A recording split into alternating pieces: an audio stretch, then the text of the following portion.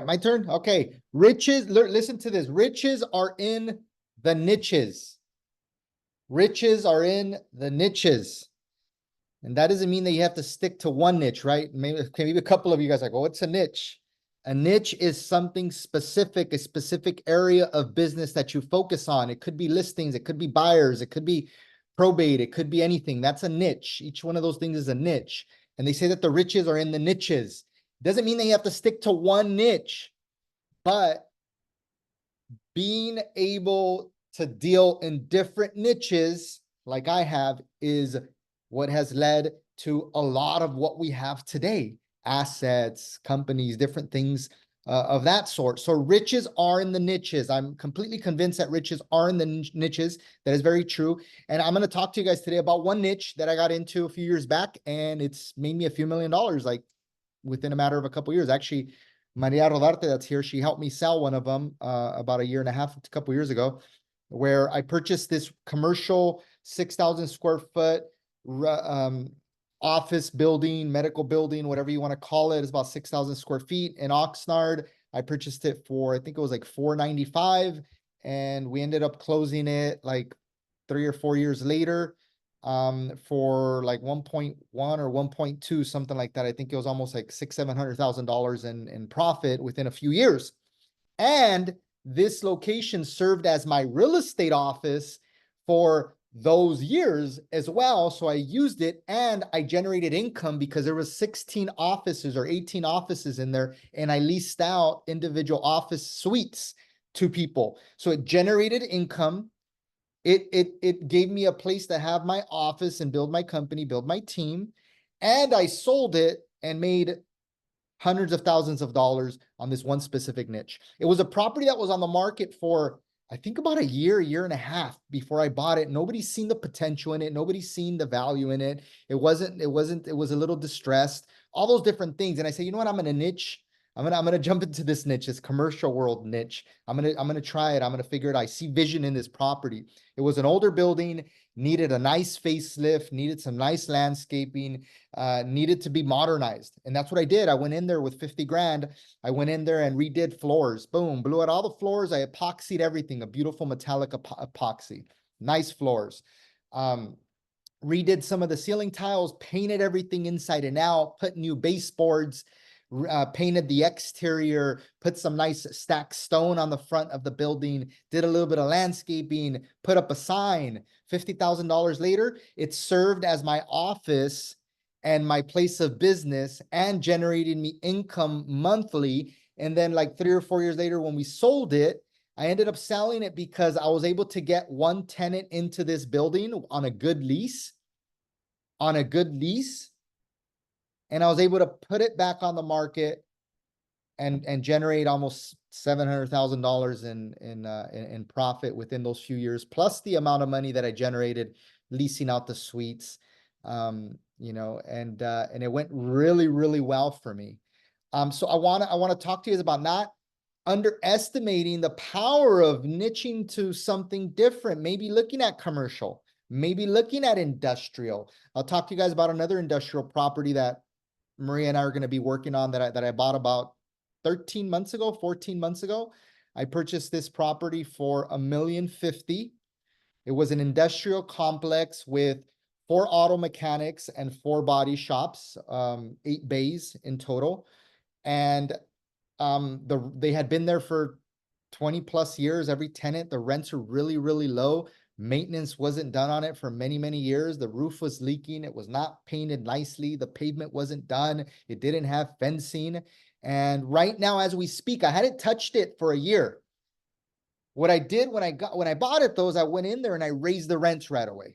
I right away went in there and raised the rent. Said, hey, you guys are only paying a couple $1,000s each unit, way too low. I bump up the rents like $500 each or whatever it may be. So boom, I automatically increased value there.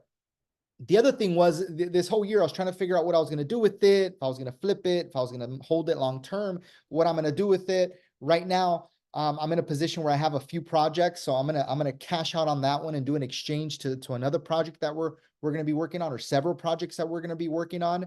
And I just started dumping money into it the last couple weeks. We're probably about 25 grand into it. The building is painted. The roof is all done nicely now. We touched up the roof. We painted the building. We're going to do all the asphalt right now. It's going to cost us about another 25 grand to do all the asphalt on the building. We're going to stripe the parking spots. We're going to divide it all up nicely, do all that good stuff. And based on what the market is yielding right now, we're going to list that property for 1.7 million. 12, 13, 14 months later, how am I going to list it for 1.7 million, or 1.699 is, I think, the magic number? Well, right now, as soon as the building's finished painted, which it pretty much is, the roof is nicely done and the roof's no longer leaking, the fences are up, and the asphalt's going to be all nice and black and done and striped and looking pretty. Be like, hey guys, been a year, 14 months since your last rent increase. I'm going to bump up the rent again. The good thing about commercial properties, that most of the time commercial properties do not have rent control. There's a lot of areas now in California that have rent control. Anything commercial properties usually do not have any type of rent control. The local governing bodies, the local ordinance do not say anything about rent control or maintaining rents at a certain price or percentage increases or whatever it may be at all. So you can really do whatever the market yields, whatever the market yields. So I'm going to be able to list the property for this price and probably put $500,000 in our pocket because we increased the rents, which increases the cap rate, right? We beautified it a little bit, did some maintenance on it, going to give it turnkey for a new buyer. We just did a phase one report. Phase one report comes in and doing environmentals. If there was no past environmental issues, any spillages or anything like that with these industrial complexes, and the phase one report comes out clean, any lender will lend on it. Not an issue. You can go get an SBA loan. You can get a commercial financing loan. You can do whatever you want. Go get whatever loan you want. Plus, now I increase the rents, which increases the cap rate, which now increases the value, because commercial properties are usually valued based on type of building it is, the use for it, what's the best and highest in use. But more than anything, most of the time, commercial properties are worth money when there's tenants in place that are paying a good amount of rent. And that's how investors determine a cap rate. Usually most investors are looking for between 5 and 8% cap rate. That's what they're looking for. If you give them a 5 or 6 or 7, that's a pretty good cap rate. Anything over a 7 or an 8 cap rate, that's really, really good for them. So at 1.699, they're going to be getting about a 7% cap rate, more or less, almost an 8% cap rate with this industrial property. So I might even be able to list it for a little bit more, but I don't want to do that. I want to get out of this property here pretty soon, and I want to move on to other projects that we're doing. But that's a niche. I've only held the property for 13 months, 14 months. I'm putting about $50,000 into the property, and it's going to bring back over $500,000. It's going to bring back over $500,000. And all we had to do was buy it, do a little bit of work to it, increase rents, make sure that the tenants are good, make sure the roof's not leaking. What I love about industrial properties usually is that there's usually no heating, AC. There's usually none of that. They don't have heating, HVAC. They don't have a lot of different things. There's only a couple of bathrooms in this entire complex. It's all like usable workspace is really what it is. That's all there is. It's concrete slab. It's block walls, a couple restrooms, a couple sinks. That's it. There's really nothing else. If the roof isn't leaking and the plumbing's all good, there's really nothing else to maintain. Everything else, the actual tenant maintains. It's good to go. So it's not really a big deal at that point. So with that said, I think that looking at different niches or looking at different areas of business to work on or to invest in or to buy or to help your clients see it that way is also a really, really good way to make tons and tons of money in an area where maybe most agents aren't looking. Most agents are looking for real estate investments for their buyers, right? That's what they're looking for. That's kind of where they're focused on. They're not necessarily looking at these industrial spaces, at these office spaces, or even like businesses. I'm going to give you guys one last one before we leave, but another good one is businesses. Looking at businesses that you see potential in that are distressed, that people just want to exit. Either they're retiring, they're frustrated and tired with the business, or they never had a real vision, or they never had a real way of exploding that business and making money there. Or there's some business that are successful, been doing well for many years, and they have so much more potential, but the current ownership didn't see it, or they do see it, but they're just not going to do it. They're not going to reinvest more money into marketing. They're not going to reinvest more money into more people's. And I can give you guys an example of a mini mart that I did as a flip. Took over a mini mart for free. For free. I met the landlord to this building. The landlord said, well, David, I like you a lot. I think you're a good fit tenant. I have this building. There's a liquor store in there. There's a laundromat in there. And the tenants are really awful. They don't pay me the rent on time. They don't take care of the place. It's a mess. It's a big mess. Would you like to lease the space? Their lease is up. I want to go look at it. And I said, oh, wow.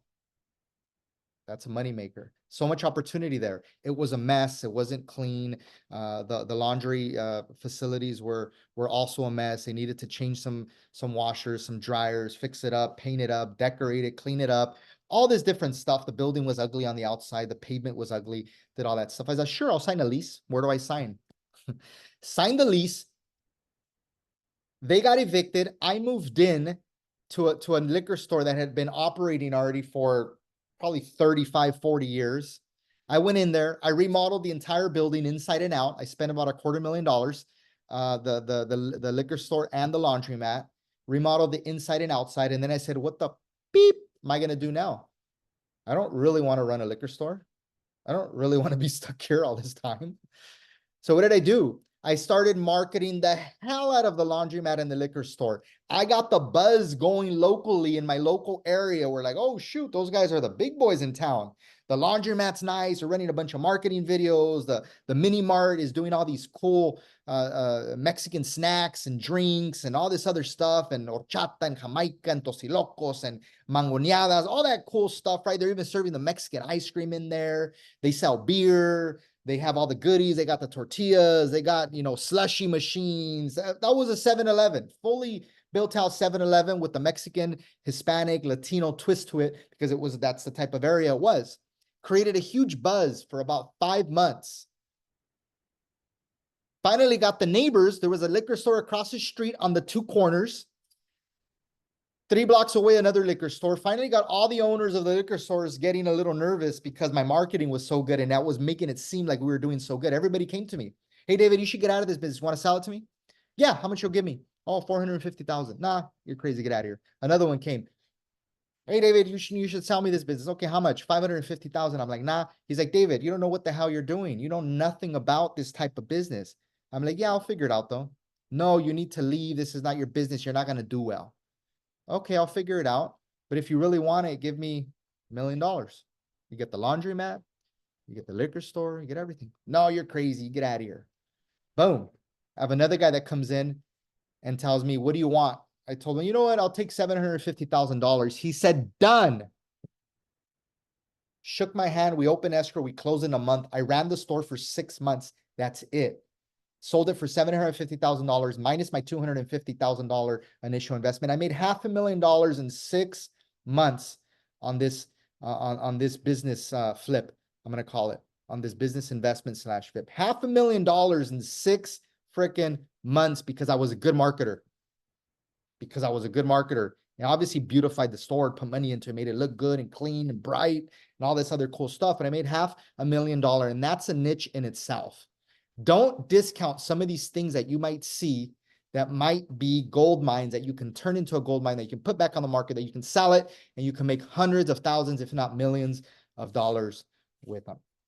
All right, guys, I hope I gave you a little motivation. I hope I gave you guys a little encouragement. These are all true stories. You can verify with any of my team members.